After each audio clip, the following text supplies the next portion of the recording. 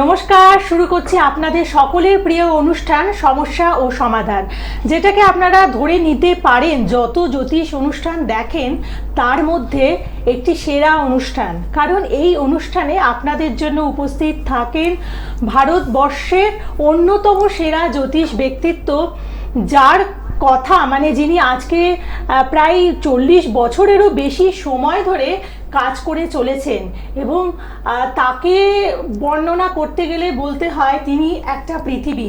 কারণ তার মাধ্যমে আমরা অনেকেই জ্যোতিষকে জেনেছি, জ্যোতিষকে জীবনে প্রয়োগ করেছি এবং জ্যোতিষের মাধ্যমে আমরা প্রতিষ্ঠিত হয়েছি।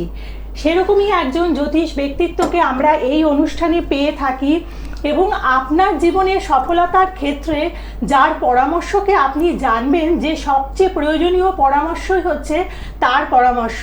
এবং এই মুহূর্তে এই অনুষ্ঠানে আপনাদের জন্য উপস্থিত আছেন আন্তর্জাতিক খ্যাতি সম্পন্ন জ্যোতিষ, বাস্তুবিদ, হস্তরেখাবিদ, specialist in education and career counselling, marriage and vastu, Shri Bhrigu অনাদি। আজকের অনুষ্ঠানে ভৃগুদাকে অনেক অনেক স্বাগত জানাবো এবং প্রণাম জানাবো। নমস্কার। নমস্কার। উপস্থিত সকলকে আমার আন্তরিক প্রীতি, শুভেচ্ছা, ভালোবাসা, বড়দের শ্রদ্ধা ও নমস্কার জানিয়ে প্রত্যেক দিনের মতন আজকেও চেষ্টা করব আপনাদের এবং আমাদের জীবনযাত্রার বিশেষ কোনো দিক, তার সঙ্গে তোমাকেও আমার প্রীতি, শুভেচ্ছা ও ভালোবাসা।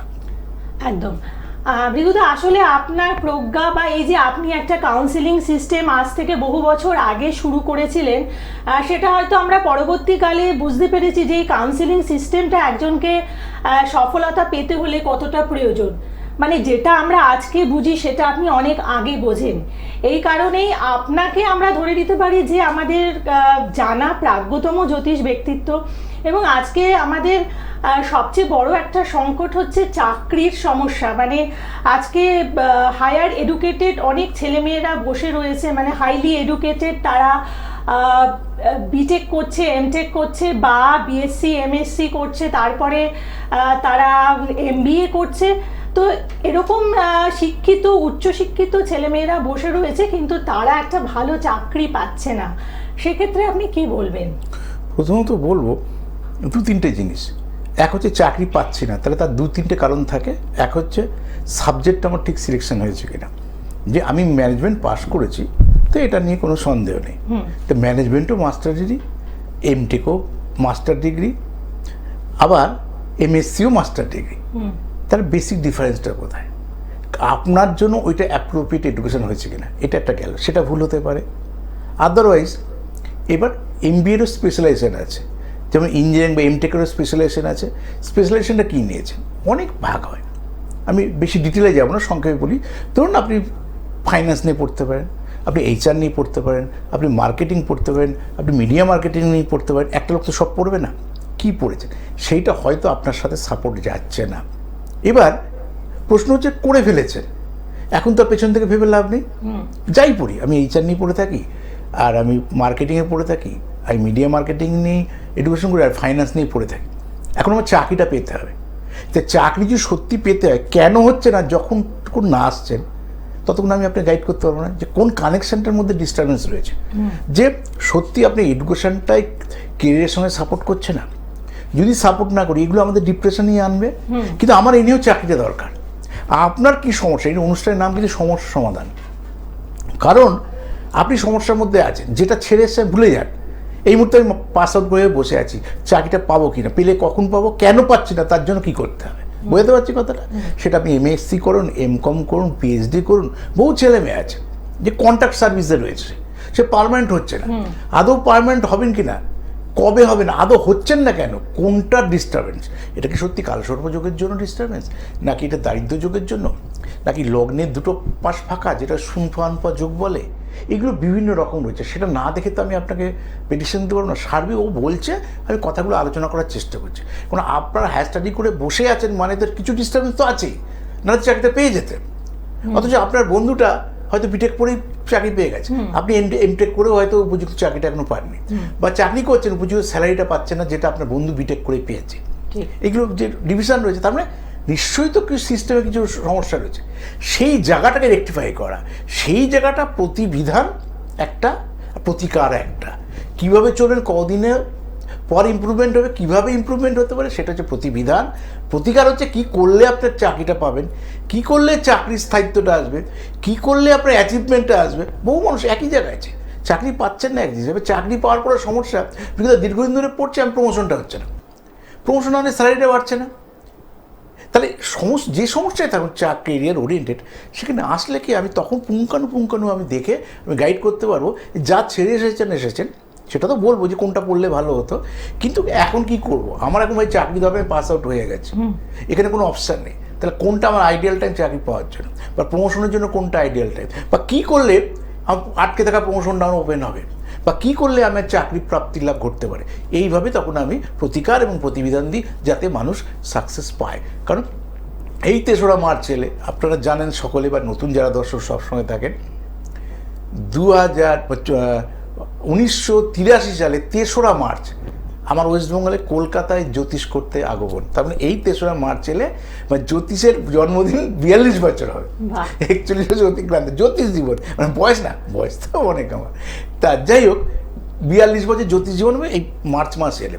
তা ন্যাচারালি একই প্রফেশনে এত ধরনের লোক দেখেছি, এত মানুষ, সাধারণ মানুষ থেকে অসাধারণ হতে দেখেছি, এত সাধারণ স্ট্রাগলারদের সাথে থেকে নিজেও স্ট্রাগলার ছিলাম একসময়, এখনও আছি, রূপটা হয়তো আলাদা।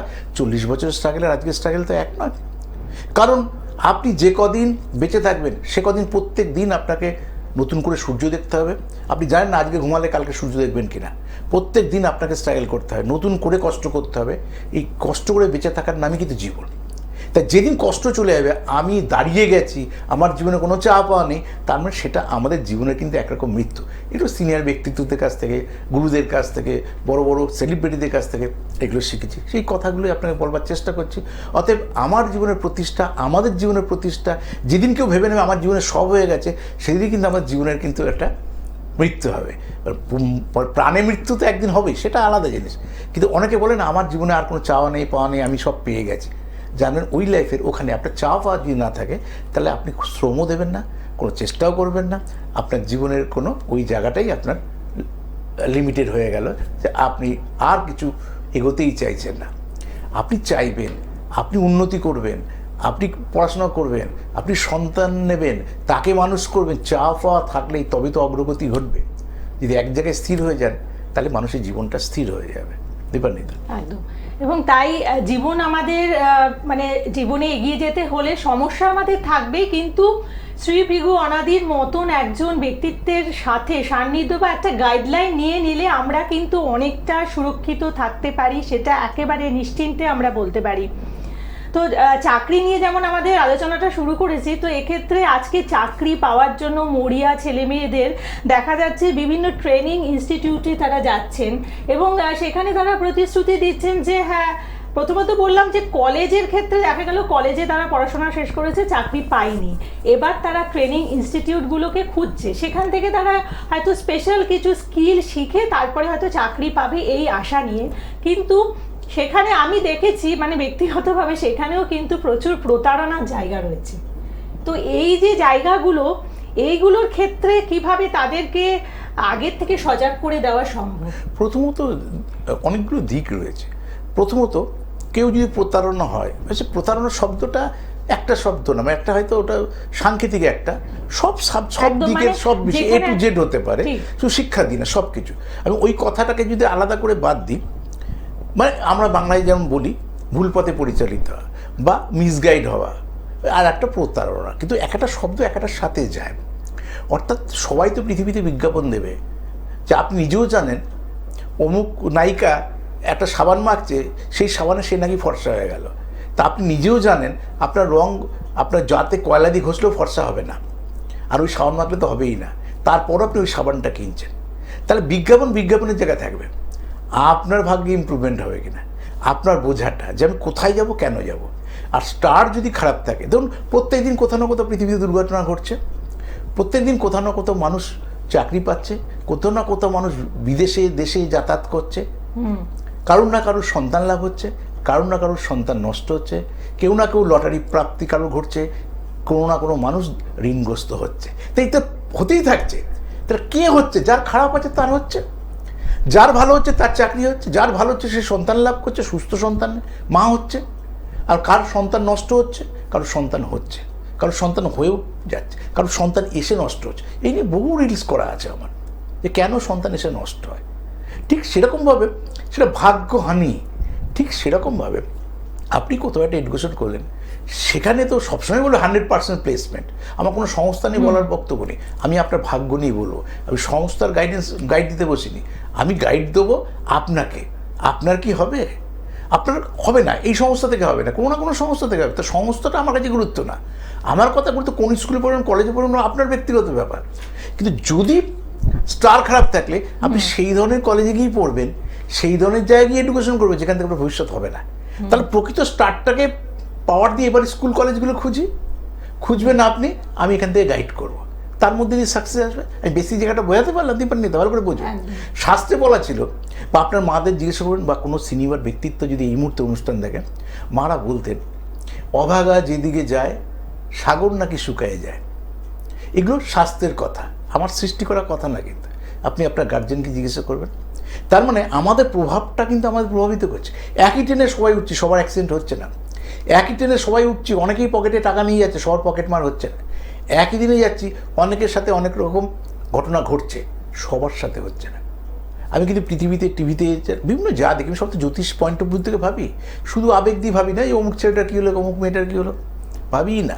আমি জ্যোতিষ পয়েন্ট অফ ভিউ দিচ্ছি, একটা ওই ছেলেটার সাথে এই ঘটনা ঘটলো, ওই ছেলেটার দুর্ঘটনা ঘটলো, বা ওই মেয়েটার এই ঘটনা ঘটলো, তাহলে স্টারে নিশ্চয়ই এই কানেকশনগুলো ছিল। তাহলে সবার সঙ্গে হতো। আপনি দেখুন ট্রেন চলা বন্ধ হয়ে যেত পৃথিবীতে, আপনি আর ট্রেনেও চলতেন না, স্কুলেও যেতেন না, কলেজেও যেতেন না, আপনি ইঞ্জিনিয়ার হতেন না, ডাক্তার হতেন না, কোনো প্রফেশনেই আপনি সব প্রফেশনই বন্ধ হয়ে যেত। তা নয়, তার মানে তার স্টার তাকে ওটা আহ্বান করেছে সেই ধরনের এফেক্ট হতে। সেই কারণে কিন্তু আমরা আবার ট্রেনে উঠছি, বাসে উঠছি, ফ্লাইটে উঠছি না, অথচ ফ্লাইট তো ক্র্যাশও করছে, শয়ে শয়ে লোক মারা যাচ্ছে যারা থাকছে, তারপরেও চড়ছে। তাহলে কেন চড়ছে? একটা বিশ্বাসে চড়ছে। তাই বিশ্বাস হচ্ছে সব থেকে স্ট্রেন্থ।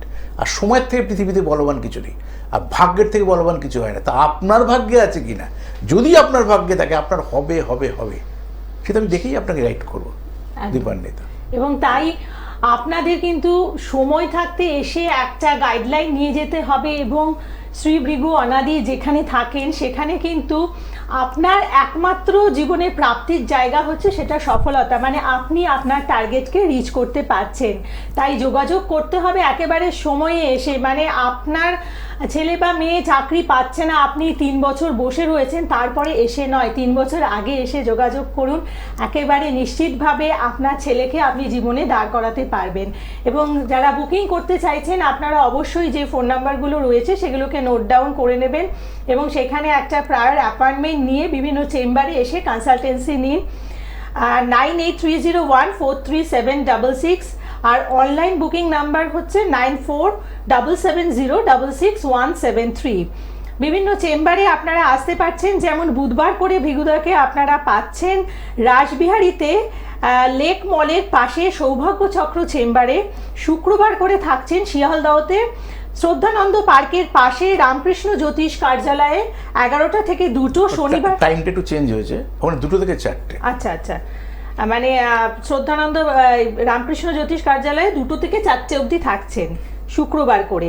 আচ্ছা, শনিবারের টাইমটা কি আছে? 11টা থেকে। আচ্ছা, শনিবার পাচ্ছেন হাওড়া ময়দানে সুখসারি চেম্বারে 11টা থেকে 2টো, এবং বুধবার থাকছেন শেওড়াফুলির চেম্বারে 11টা থেকে 2টো। এবং শ্রী ভিগু অ্যান্ড মোটিভেশন যে ইউটিউব চ্যানেলটি রয়েছে সেটিকে তো আপনারা অবশ্যই দেখবেন, ফলো করবেন, এবং আপনাদের মোবাইলে সাবস্ক্রাইব করে নেবেন, কারণ সেখানেও কিন্তু অনেক গুরুত্বপূর্ণ তথ্য আপনারা পেয়ে যাচ্ছেন।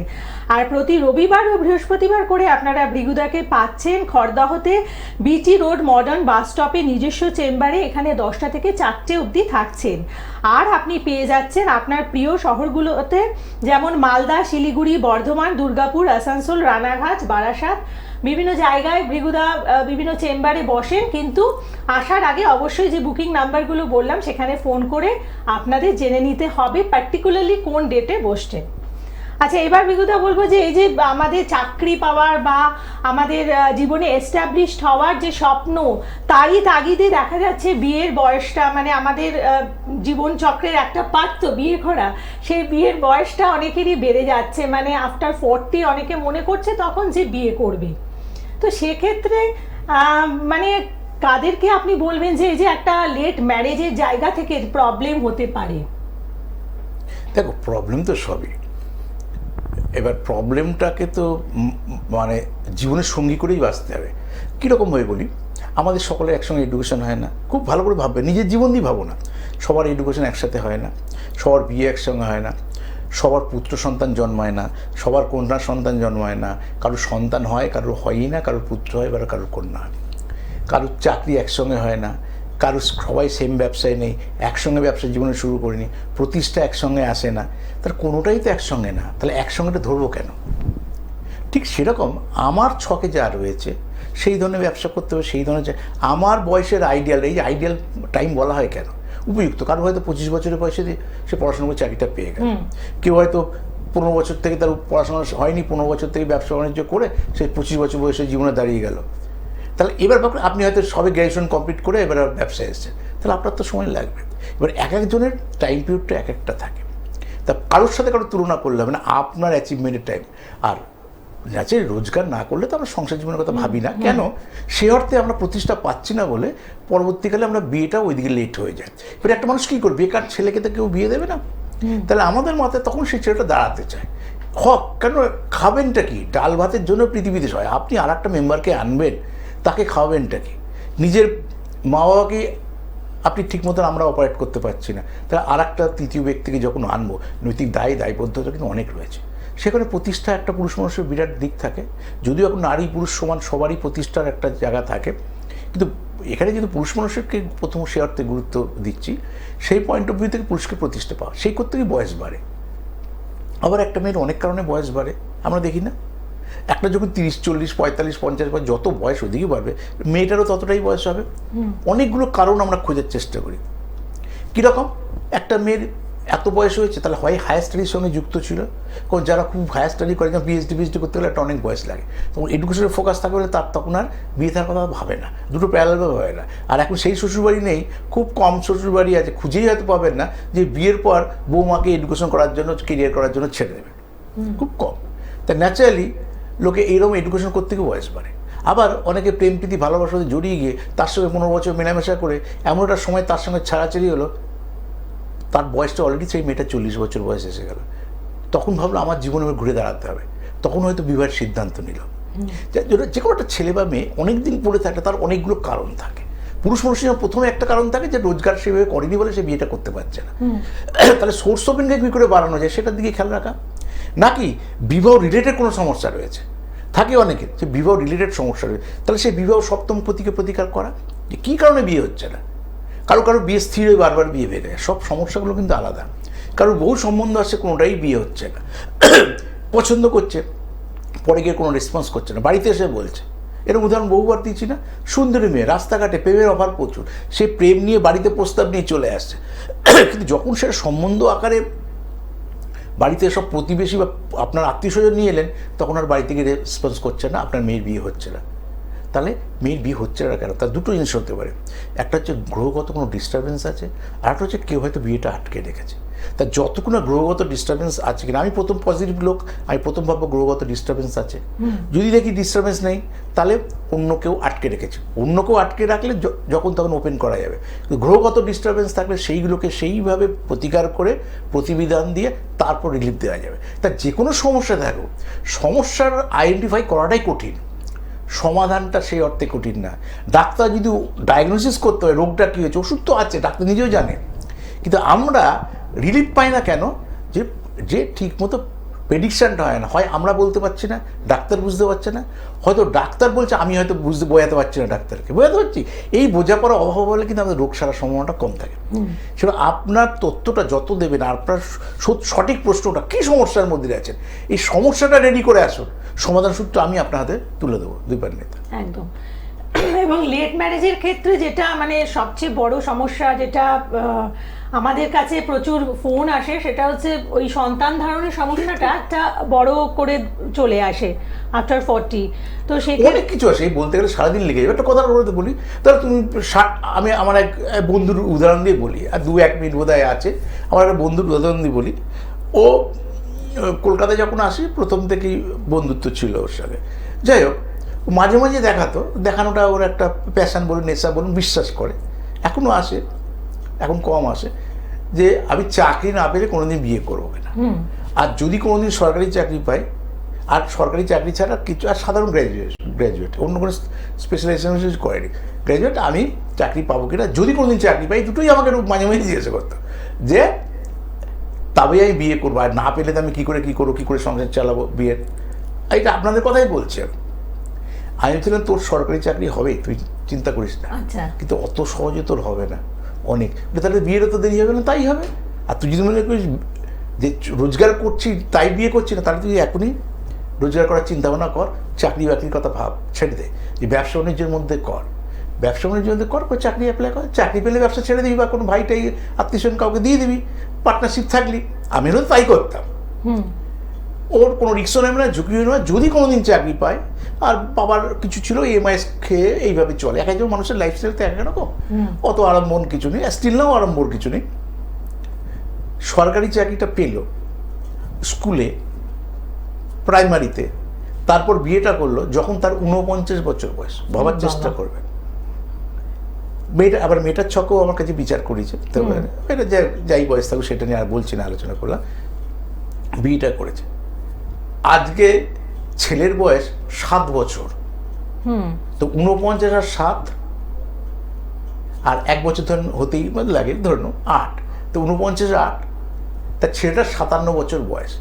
যদি গড় আয়ু 60 বছর ধরি, মানে কর্মক্ষমতা 60 বছর বিচার করবে, সেটা তখন ক্লাস 6-এ উঠবে। যদি আরো 10 বছর বেঁচে থাকি, 70 বছরও যদি বেঁচে থাকে, 70 বছর লোকের নাতিপুতির মুখ দেখে, ও তখন সন্তানের কেরিয়ারটাও তৈরি করে যেতে পারবে না, যদি বেঁচেও থাকে। তাহলে একটা স্টেপ ভুল হলে সব স্টেপগুলো তো ভুল হবেই, সব প্যারালাল ভাবে সেম ভাবে আপনি পাবেন না, এইগুলো আপনার ভেবে লাভ নেই।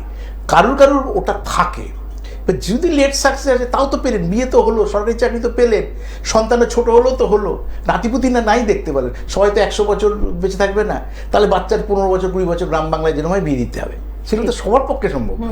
ঠিক সেই কারণে যে অবস্ট্রাকশনগুলো রয়েছে, এই মুহূর্তে উপযুক্ত সময় আমার চাকরি পেতে হবে, তারপর উপযুক্ত সময় বিয়ে করতে হবে, উপযুক্ত সময় সন্তান নিতে হবে, এইগুলো স্টেপ বাই স্টেপ আপনাকে এসে এসে গাইডেন্স নিতে হবে। কোনো না কোনো ফেসে তার খারাপ থাকে বলে প্রতিকার করা, প্রতিবিধানটা শোনা, তাহলেই তার সাকসেস আসবে। এই যে আমাদের রোগ হয়, একবারে কি ডাক্তার সারা জীবন ওষুধ দেয়? এখন হয়েছে যায় সমস্যাটাকে, তা আপনি যখন যে সিচুয়েশনে যে সমস্যা নেই, ধরুন 2020-তে কোনো সমস্যায় ছিলেন, 2020-21-এ করোনা গেছে, তো এখন তো গুরু কৃপা করোনা নেই, আবার যদি কোনো ইনফেকশন আসে তখন আবার লড়বো, তখন ডাক্তার নতুন করে ওষুধ দেবে, ইঞ্জেকশন দেবে না? তাহলে হওয়ার আগে, মরার আগে মৃত্যু না। তা আপনার সমস্যাটা এখন কি আছে, এখান থেকে কী করে ওভারকাম করুন, সে রাস্তা আমি করে দেবো। কিন্তু আবার কবে কি সমস্যা আসতে পারে, সেখান থেকে এখন থেকে প্রতিকার করে বসে থাকাটাও বুদ্ধিমানের কাজ না। চাকরি পাওয়ার আগে কেউ যেমন প্রমোশনের জন্য আসে না, বিয়ে করার আগে কেউ সন্তান লাভের জন্য আসে না, ঠিক প্রত্যেক কটা সিচুয়েশন আলাদা, ওইভাবেই আমি প্রতিকার, প্রতিবিধান এবং কাউন্সেলিংটা করি, যে এই সময় আসছেন, আবার 2.5 বছর পর আসুন, এই চাকরি পেয়ে গেলেন, এই সময় বিয়ের ঠিক 6 মাস আগে আসুন, ছক বিচার করে বিয়ে করুন। এইভাবে মানুষকে যদি স্টেপটা ভাগ করে দিতে পারি, মানুষ কিন্তু সাকসেস। একদম। তাহলে ভৃগুদা, একদম কম সময় আছে, তাই অনেকে যে বলেন লাইফ টাইম রেমেডি, সেটা কি সত্যি দেওয়া সম্ভব? কারণ আমি তো লিখি তো সারা জীবন লিখি, মানে বেস পিলার, আপনার বাড়ি করতে গেলে বেস পিলার লাগে, সাপোর্টিং পিলার, কিন্তু তারা একটু এক্সটেনশন করছে তখন সাপোর্টিং পিলার। তাই প্রথম থেকে শেষ অবধি বেসটা যদি আপনার ঠিক না থাকে, ওপরে সাপোর্টিং পিলার দিয়ে আপনি বাড়ি রাখতে পারবেন না। সেরকম এডুকেশনও দেখবেন অনেক মারা বলে, তো এডুকেশন ভিতটা যদি ঠিক না হয়, যদি 8, 9, 7 লোয়ার নার্সারি তুই 9 অবধি যদি ফেল করা স্টুডেন্ট কোনো রকমের তুই উঠিস, আর্টস সায়েন্স কমার্স কী পাবি যায় না, যা কোনো কিছু পেলি, স্কুল চেঞ্জ করলি, ও ভিত ঠিক না হলে কিন্তু ওপর লেভেলে গিয়ে আপনার হায়ার স্টাডি করে কিছু হবে না।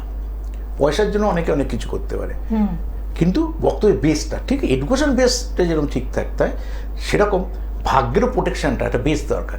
সেই বেসটাকে আগে আমি ঠিক করে দিই, ঠিক করলে গিয়ে তার যত ঝড় ঝাপটায় জীবনে আসুক, যে কোনো সিচুয়েশন থেকে তাকে ওভারকাম করতে তার সাহায্য হয়। একদম।